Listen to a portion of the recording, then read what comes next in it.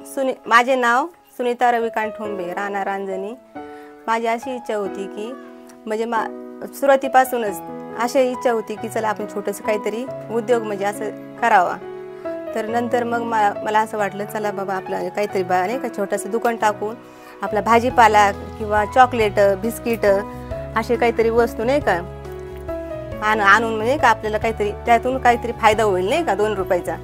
आपल्या गावातील बायका जर आपल्याला लांब जायचं भाजीपाल्याला किंवा इतर वस्तू आणायला तर आपण त्या तिकडे जाण्यापेक्षा महिला इथं घेतील, त्यांचे काम सोपं होईल असेल नाही का।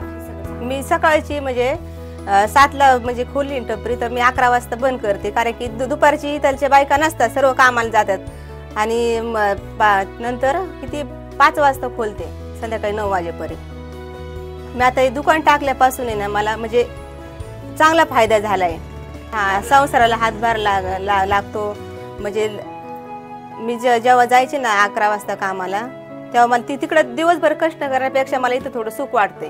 मला डॉन बॉक्स विकास केंद्र रोशनी प्रोजेक्ट यांच्याकडून हे भांडवल भेटले, म्हणून मी आज हे उभा करू शकले आणि काहीतरी 2 रुपये त्यातून मला मिळालेत, त्याच्यात मी समाधानी आहे आज।